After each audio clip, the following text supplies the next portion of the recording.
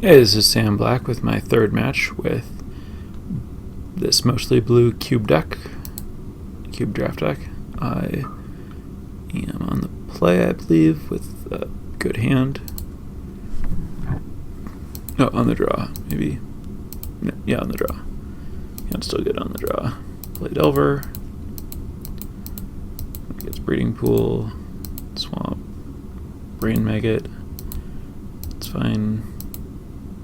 Takes my Preordain. I flip Delver immediately. And now I have flipped Delver Mana Leak, which is a good start. It's possible that I should have just iced my opponent's land this turn, but I kind of wanted Fire to kill the Brain Maggot at some point.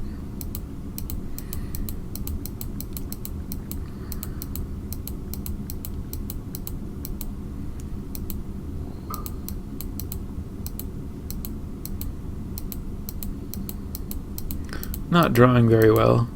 Would definitely prefer spells to lands. I'm just going to cast Anticipate here. Get hit by the Delver. I guess my opponent probably had a land-heavy hand with cheap spells, and they decided to just try to play around the Mana Leak. Since I have 4 mana here and I can Mana Leak plus Fire the things that I can Preordain to try to find more business. My opponent casts Liliana, which I'm certainly not going to allow to resolve.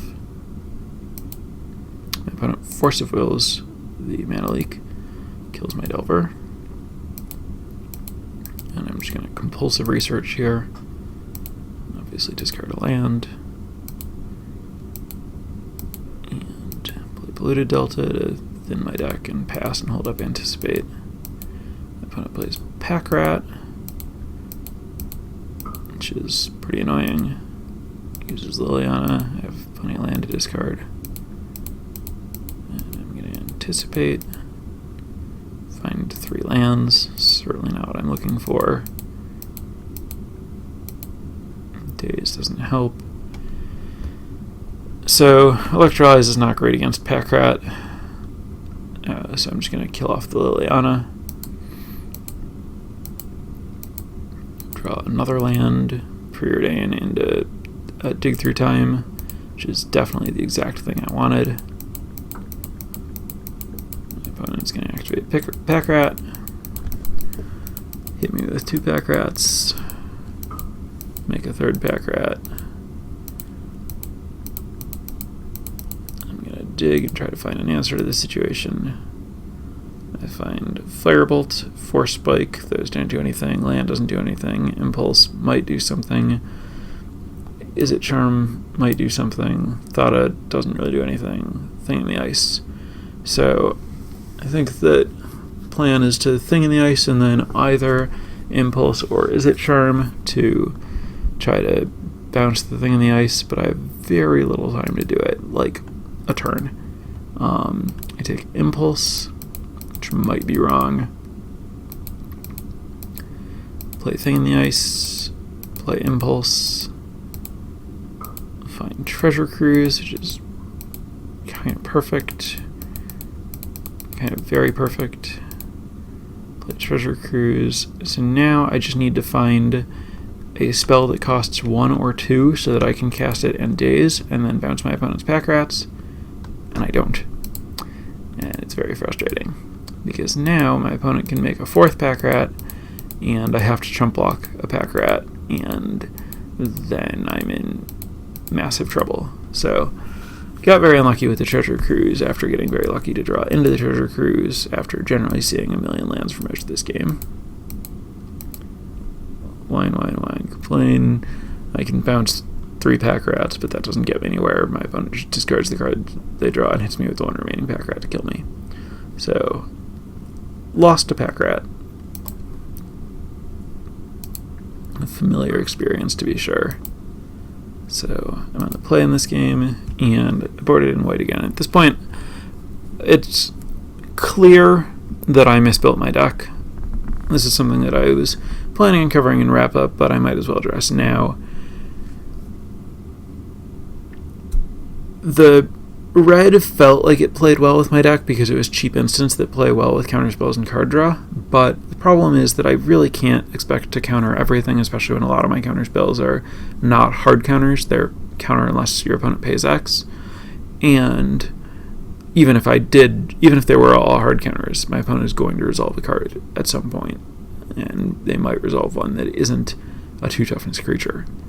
And the red, the thing that the deck needed is a way to answer resolved cards, and the red cards were too narrow in which kinds of cards they can answer, whereas white gave me Faith's Fetters, Unexpectedly Absent, and Supreme Verdict, which are extremely versatile in what kinds of cards they answer. Yes, they potentially require tapping out, but not in the late game, and that doesn't always matter. After we trade, when we're out of resources, if you tap out once, it usually won't punish you. So that was just a clear misbuild, and one of those spots where Cube can really just teach you something about Magic theory, where it was just the wrong kinds of answers for this kind of deck. It was just objectively not thinking about it right. I'm not a fast enough deck that I need interaction that cheap, and the format's not fast enough that I need interaction that cheap. I don't know that my opponent... I'm not going into a field where I know X% of this field is burn. I need to be able to answer Goblin Guide. I'm going into a cube draft where my opponents are going to play all kinds of random powerful cards, and I need to be able to answer whatever I might come across, and the red just didn't do that as well as the white. So boarded into the white every match. This hand is pretty good, by the way. Very good. Spend Ancestral, and then I have Impulse to sort out the rest. Arid Mace is a great draw. I wanted more lands, and this finds my white mana and turns on Treasure Cruise. Roughly the best card I could have drawn. Probably just literal best. That or Counterspell, depending. Find Compulsive Research, which is a great way to spend my next turn, even though it's just Ancestral Visions, Compulsive Research, and Treasure Cruise. It's all just card draw. That's great. I want my hand to be all card draw, and the Compulsive Research is particularly good at turning on the Treasure Cruise.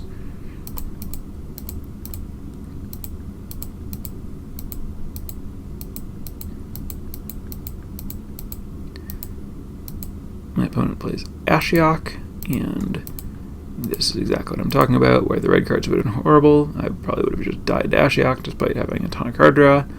I guess maybe Ojutai could have handled it, but this way I get to just Fetters it immediately, no questions asked, and move on with the game.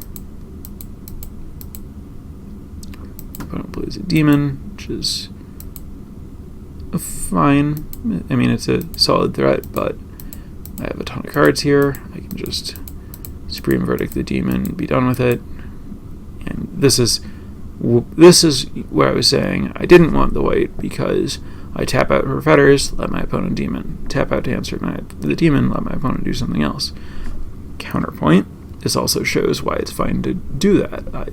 Because I have both of these cards, I can just let my opponent resolve things, and then I actually have the answers to deal with them. So now if my opponent plays another creature, I can just Snapcast Supreme Verdict.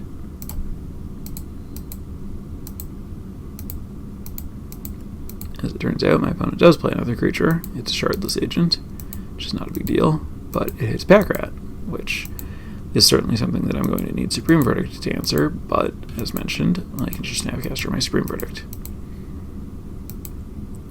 So the moment my opponent is not presenting a very threatening clock, I'm at 22 and they're hitting for 3.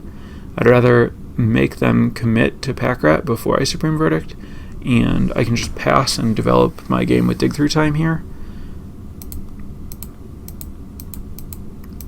So they just hit me for 3. They're not overextending, and that's fine. I'm fine just taking a bit of damage and doing my card draw thing. If my opponent doesn't want to commit, well, I'll just keep building a hand, and I can Brain Freeze them out at some point.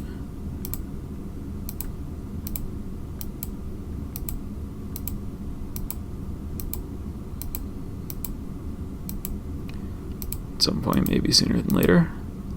So here I'm going to play Thada to force them to do something. I'd have to discard otherwise, and this isn't a card I care about, and I'd still rather get them to invest in the pack rat. So Thada accomplishes that goal, and they commit fully to the pack rat. Follow it up with Sword of Feast and Famine, equip to the Shardless Agent. This is all fine. I can chump block the Shardless Agent, take 9, go to 10, and then just Snapcaster Supreme Verdict.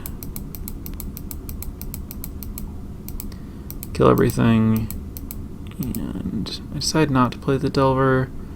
I can only assume that's because I'm saving the Delver for Brain Freeze Storm. Which is also why I don't play the Preordain. My opponent plays Tasigur and equips it, which is pretty scary if I need any time to build up Storm. And I've used my Snapcaster, so the Brain Freeze Storm isn't great. It's possible that I should have just played the Delver rather than holding for Storm, but it's not what I did. Treasure Cruise. Pay some life. So that's spell 1. I have 1, 2, 3, 7 more mana. I've cast 1 spell. Preordain would be 2 spells and leave me with 6 mana. Delver would be 3 spells and leave me with 5 mana. Mana Leak, or I can Mana Leak Days is 1, 2, 3, 4, 5, 6. That's pretty good. That's 18 of my opponent's 22 cards, but that's not enough to stop Tasigur from killing me. So instead, I'm just going to play the Shackles. My opponent wants to resolve. I'm going to take Tasigur. My opponent is going to activate Tasigur in response, which conveniently makes it a bit easier for me to Brain Freeze them. I'm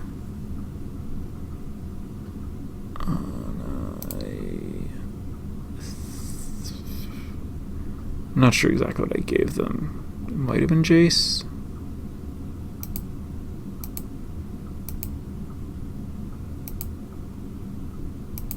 And I actually discard my Jace here because I want all my cheap stuff, and Mystic Confluence and Ojutai seem like better expensive things.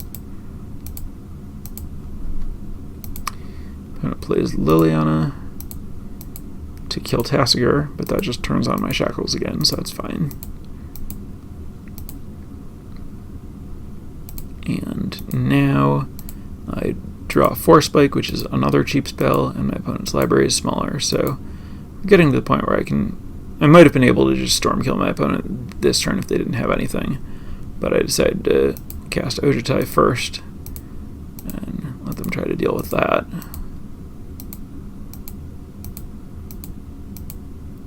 They play Phyrexian Arena, which doesn't matter. Activate Liliana, and I'm just going to discard Mystic Confluence here because I'm committed to trying to Storm. I'm going to attack with Ojutai to try to force my opponent to act if they have something, and to find a land, or a card. And attack Liliana because I didn't want my opponent to be able to Edict my Ojutai the next turn. Oh, so I guess I wasn't even trying to find a card. I was just trying to force my opponent to act. And then I am going to go for the Brain Freeze. Play Delver. Force Spike the Delver. Daze the Force Spike. I should have Mana Leaked the Force Spike also, but I didn't.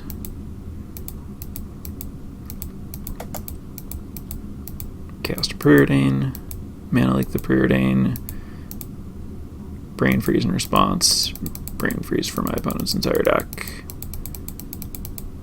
My opponent didn't have anything, didn't have an Eldrazi, so they died to their Phyrexian Arena / draw step / getting Brain Freezed. Game 3.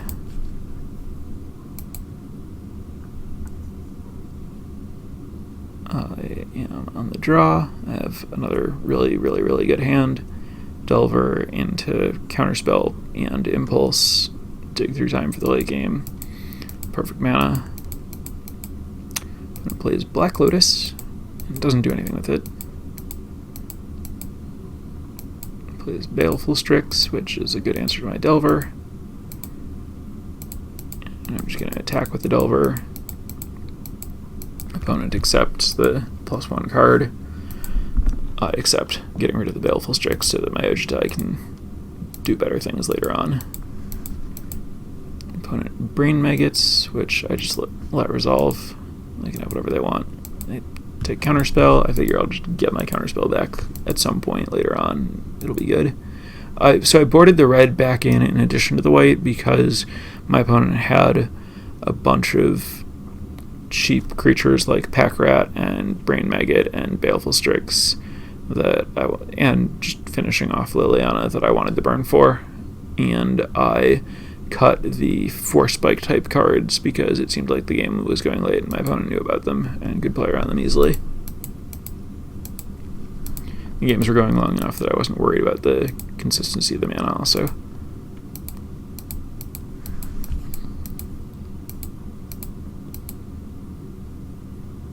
I'm not sure what my opponent was paying life for there. I have no idea what happened. Oh, it was cracking a fetch land to get a breeding pool. Got it. Opponent plays Pack Rat, which I do not currently have an amazing answer to.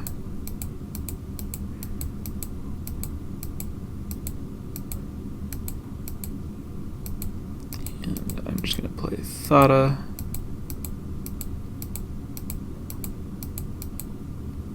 Opponent Shriekmaw's Thada.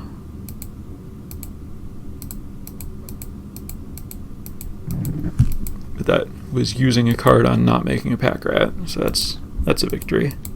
So now I can play Ojutai, but my opponent sacks the Lotus to Force of Will.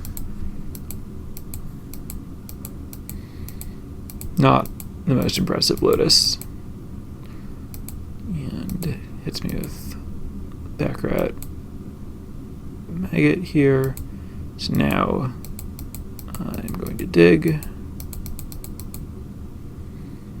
I find Supreme Verdict and some other cards. I take Sower of Temptation because my opponent is low on cards, so after I Supreme Verdict, if they have a follow-up threat, it's unlikely that they also have an answer. And if they don't have a follow-up threat, then I just have Mystic Confluence up and can take control from there.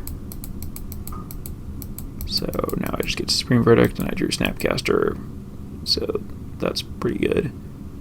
Wait, what is up with this Sower? Did I misclick?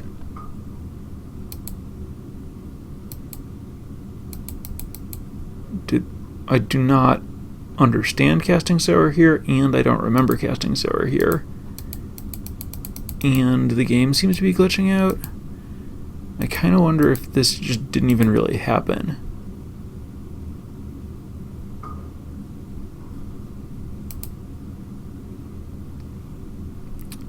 So, yeah, it says that my opponent conceded at this point, and I don't think there's any chance that I cast Sower here. My opponent wouldn't concede to that, and I wouldn't have done that. I'm completely sure that I cast Supreme Verdict, and my opponent conceded to the fact that I was getting Counterspell back after clearing their board. And, oh yeah, it even says some stuff about a bug up here.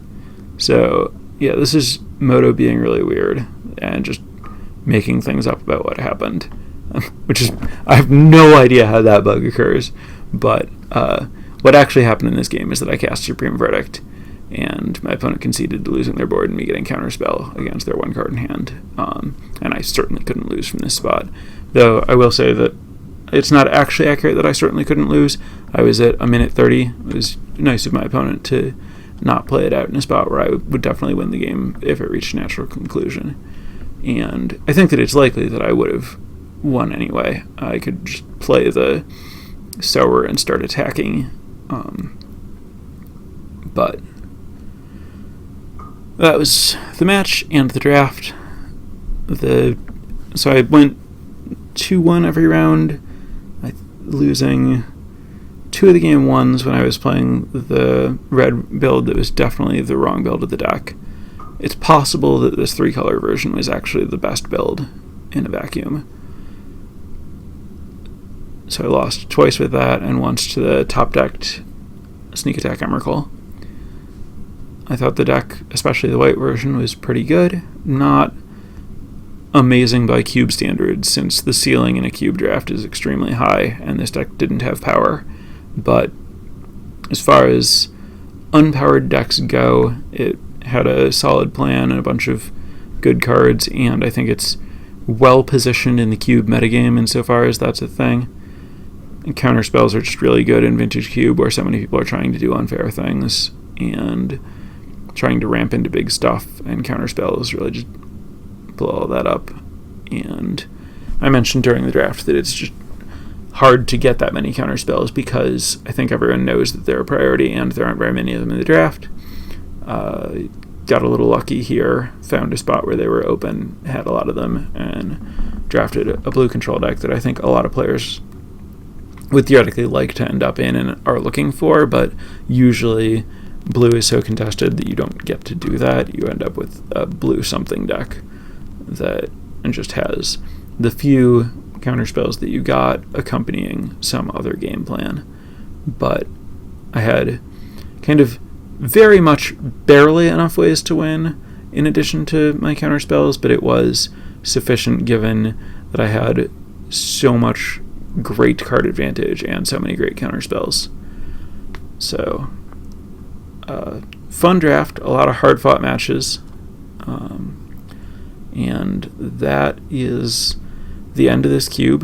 I'm actually recording this after the cube has gone down, so we're done with this format and waiting for Aether Revolt in the reasonably near future. That should be exciting. So that's it for now.